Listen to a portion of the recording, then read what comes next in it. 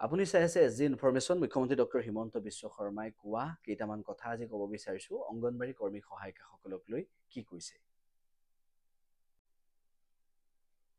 অংগনবাড়ী কৰ্মী সহায়িকাসকলৰ সন্দৰ্ভত মুখ্যমন্ত্ৰী ডক্টৰ হিমন্ত বিশ্ব শৰ্মাই এটা বক্তব্য ৰাখিছে। মুখ্যমন্ত্ৰী ডক্টৰ হিমন্ত বিশ্ব শৰ্মাক সাংবাদিকে প্ৰশ্ন কৰিছিল আৰু তেতিয়া মুখ্যমন্ত্ৰীগৰাকীৰ উত্তৰ কেনেকুৱা আছিল সেয়া আমি আপোনালোকক জনাব বিচাৰিছোঁ। মুখ্যমন্ত্ৰী ডক্টৰ হিমন্ত বিশ্ব শৰ্মাক সাংবাদিকে প্ৰশ্ন কৰিছিল যে অংগনবাড়ী কৰ্মী সহায়িকাসকলে ইমান কম পইচাত কাম কৰিবলগীয়া হৈছে, সেই বিষয়টো মুখ্যমন্ত্ৰীগৰাকীক প্ৰশ্ন কৰিছিল।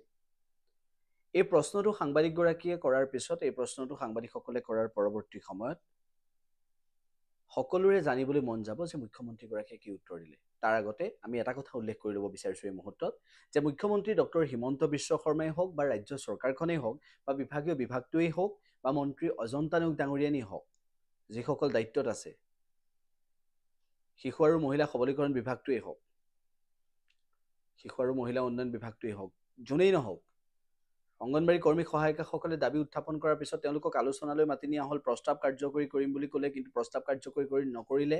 তাৰ পৰৱৰ্তী সময়ত তেওঁলোকক মিছা আশ্বাস দিলে আৰু তাৰ পিছত তেওঁলোকে প্ৰতিবাদ কৰিলে, প্ৰতিবাদ সাব্যস্ত কৰিলে, যিখিনি তেওঁলোকৰ অধিকাৰ সেইখিনি তেওঁলোকে ৰূপায়ণ কৰিবলৈ চেষ্টা কৰিলে আৰু তেওঁলোকৰ যে প্ৰাপ্যখিনি পাব লাগে সেয়া সকলোকে বুজাই দিলে। তাৰ পাছত জনসচেতনতাৰ সৃষ্টি হ'ল আৰু সকলোৱে বিভিন্ন প্ৰান্তত কৰিছে যে ৰাজ্য চৰকাৰখনে বিভিন্ন কাম কৰিছোঁ বুলি কৈছে, কিন্তু অংগনবাড়ী কৰ্মী সহায়িকাসকলে কেনেদৰে দুখত সময় পাৰ কৰিছে সেই প্ৰশ্নটো উত্থাপন কৰিলে। দুখত সময় পাৰ কৰিছে বুলিও মুখ্যমন্ত্ৰীগৰাকী কিন্তু অংগনবাড়ী কৰ্মী সহায়িকাসকল যে দুখত আছে সেই কথাটো কৈছে, প্ৰাপ্যৰ পৰা বঞ্চিত হোৱাৰ কথাটো কৈছেই, দুখৰ কথাখিনিও কৈছে আৰু কিয় বঞ্চিত হৈ আছে তেতিয়া সুধিলে মুখ্যমন্ত্ৰীগৰাকীক। মুখ্যমন্ত্ৰী ডক্টৰ হিমন্ত বিশ্ব শৰ্মাৰ উত্তৰ কি আছিল জানেনে? মুখ্যমন্ত্ৰী ডক্টৰ হিমন্ত বিশ্ব শৰ্মাই উত্তৰ দিলে যে মই প্ৰতিবাদ ভাল নাপাওঁ।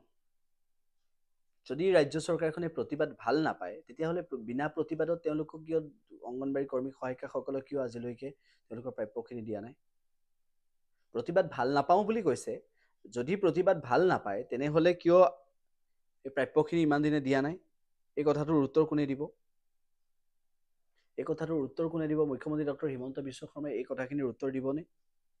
দ্বিতীয়টো প্ৰসংগ হৈছে যে মুখ্যমন্ত্ৰীগৰাকীক সুধিলে যে এই তেওঁলোক দুখত আছে বুলি কোৱাৰ পিছত মুখ্যমন্ত্ৰীগৰাকীয়ে ক'লে যে মই তেওঁলোকক মোক এবাৰ লগ কৰিলেই হ'ল, মই কামখিনি কৰি দিম।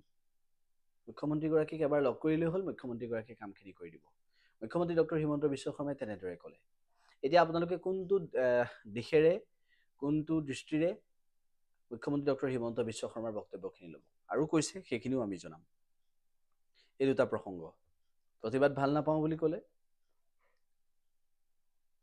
আৰু দ্বিতীয় কথা ক'লে মুখ্যমন্ত্ৰীগৰাকীক লগ কৰিলে কৰি দিব। অংগনবাড়ী কৰ্মী সহায়িকাসকলে যিসকলে এই মুহূৰ্তত এই ভিডিঅ'টো চাই আছে সকলোকে আমি এটা কথাই কৈছোঁ, আপোনালোকৰ যিখিনি ক'বলগীয়া আছে আপোনালোকে উল্লেখ কৰক আৰু আমি পৰৱৰ্তী ভিডিঅ'ৰ জৰিয়তে সেইখিনি কথা উল্লেখ কৰিব বিচাৰিম। মুখ্যমন্ত্ৰী ডক্টৰ হিমন্ত বিশ্ব শৰ্মাৰ সেই বক্তব্যক আপোনালোকে কেনেকুৱা পালে সেই কথাটো আমি সুধিছোঁ আৰু মুখ্যমন্ত্ৰীগৰাকীৰ সেই বক্তব্যৰ পিছত মুখ্যমন্ত্ৰীগৰাকীৰ পৰা তেনেকুৱা বক্তব্য পোৱাটো উচিত আছিল নে নাছিল, মুখ্যমন্ত্ৰীগৰাকীয়ে প্ৰতিবাদ কৰাৰ কথাটো ক'লে আৰু লগতে আৰু কেইবাটাও মন্তব্য কৰিছে মুখ্যমন্ত্ৰীগৰাকীয়ে, সেয়াও আমি আপোনালোকক জনাবলৈ চেষ্টা কৰিছোঁ। মুখ্যমন্ত্ৰী ডক্টৰ হিমন্ত বিশ্ব শৰ্মাৰ এই কথাকেইটাৰ পৰা এতিয়ালৈকে কি বুজিলে আৰু লগতে মুখ্যমন্ত্ৰীগৰাকীয়ে কি কৈছে সেয়া আমি আপোনালোকক জনাব বিচাৰিছোঁ, শুনাব বিচাৰিছোঁ। সমষ্টিৰ ভোটদান কৰে, অলপ সমস্যা আছে, তেওঁলোকে আন্দোলন কৰি আছে আৰু আপোনালোকে জানে মই দুখত থকাটো ভাল, এই চিটুটিটো কৰিব নালাগে আৰু আন্দোলন কৰিলে মোৰ ভাল নালাগে, মোৰ লগত কথা পাতিলেই মই কৰিব দয়াটো কৰোঁ, কিন্তু চিটটো কৰি থকাটো বেয়া কৰি আছে, চাব লাগিব। সেইকাৰণে ইলেকশ্যনৰ পিছত চিটুটো অলপমান চিটুৰ পৰা মানুহখিনি গুচাই লৈ আহিব লাগিব, কাৰণ এইবিলাক ট্ৰেড ইউনিয়ন বাচ্চাৰ লগত ট্ৰেড ইউনিয়ন কৰাটো ভাল নহয়। কি ক'লে মুখ্যমন্ত্ৰী ডক্টৰ হিমন্ত বিশ্ব শৰ্মাই সেই কথাখিনি শুনিলে। অংগনবাড়ী কৰ্মী সহায়িকাসকলৰ কেইবাটাও সংগঠন আছে, তাৰে এটা সংগঠন চিটুৰ নেতৃত্বত আছে। মুখ্যমন্ত্ৰীগৰাকীয়ে সেই সংগঠনটোক লৈ এটা বক্তব্য ৰাখিলে যে চিটু কৰি থকাটো ভাল নহয়, বাচ্চাৰ লগত ট্ৰেড ইউনিয়ন কৰাটো কোনো কাৰণতে যুক্তিসংগত নহয় বুলি ক'লে। দ্বিতীয়টা প্ৰসংগ উত্থাপন কৰিলে যে তেওঁলোকে প্ৰতিবাদ কৰি থাকে, তেওঁলোকলৈ দুখ নালাগেনে, তেওঁলোকলৈ দয়া নালাগেনে, মুখ্যমন্ত্ৰীগৰাকীক যেতিয়া সুধিলে তেতিয়া মুখ্যমন্ত্ৰীগৰাকীৰ উত্তৰ আছিলে যে দুখ লাগে, দয়াও লাগে, কিন্তু তেওঁলোকে মোক লগ কৰিলেই হ'ল, এই কথাখিনি মুখ্যমন্ত্ৰীগৰাকীয়ে ক'লে। এই বক্তব্যটো মুখ্যমন্ত্ৰী ডক্টৰ হিমন্ত বিশ্ব শৰ্মা ডাঙৰীয়াই কি কথা ক'লে সেই কথাখিনি শুনিলে। নিৰ্বাচনৰ পিছত কি কৰিম বুলি ক'লে যে চিটুৰ পৰা তেওঁলোকক আঁতৰাই আনিব, আঁতৰাই আনি পেলাই তেওঁলোকৰ লগত কথা পাতিম বুলি ক'লে। নিৰ্বাচনৰ আগত সঁচাকৈয়ে মুখ্যমন্ত্ৰী ডক্টৰ হিমন্ত বিশ্ব শৰ্মা ডাঙৰীয়াই সঁচা কথা ক'লে নে মুখ্যমন্ত্ৰী ডক্টৰ হিমন্ত বিশ্ব শৰ্মা ডাঙৰীয়াই নিৰ্বাচনৰ আগত 1,21,000 অংগনবাড়ী কৰ্মী সহায়িকাৰ মন সলনি কৰিবলৈ তেনেধৰণৰ বক্তব্য ৰাখিলে সেই বিষয়টো গুৰুত্বপূৰ্ণ। কি কৈছিল আমি আকৌ এবাৰ আপোনালোকক শুনাব বিচাৰিছোঁ। মুখ্যমন্ত্ৰী ডক্টৰ হিমন্ত বিশ্ব শৰ্মা ডাঙৰীয়াৰ সেই বক্তব্যটো শুনক। চাব লাগিব, সেইকাৰণে ইলেকশ্যনৰ পিছত চিটুটো অলপমান কথা পাতিলেই মই কৰিম। চিটুটিটো কৰিব নালাগে, বেলেগৰ কথা বাদ অংগনবাদী অলপ সমস্যা আছে, তেওঁলোকে আন্দোলন কৰি আছে আৰু আপোনালোকে জানে মই দুখত থকাটো ভাল, এই চিটুটিটো কৰিব নালাগে। আৰু আন্দোলন কৰিলে মোৰ ভাল নালাগে, মোৰ লগত কথা পাতিলেই মই কৰিম। দয়াটো কৰোঁ, কিন্তু চিটু কৰি থকাটো বেয়া কৰি আছে।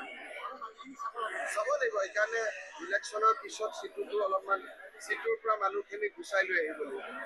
কাৰণ এইবিলাক ট্ৰেড ইউনিয়ন, বাচ্ছাৰ লগত ট্ৰেড ইউনিয়ন কৰাটো ভাল নহয়। মুখ্যমন্ত্ৰীগৰাকীক এই বিষয়ত প্ৰশ্ন কৰিলে আৰু উত্তৰটো আপোনালোকে শুনিলে। অংগনবাড়ী কৰ্মী সহায়িকাসকলৰ সমস্যাটো সমাধান হ'ব, কিন্তু তেওঁলোকে প্ৰতিবাদ কৰি থাকে, এনেদৰে ক'লে।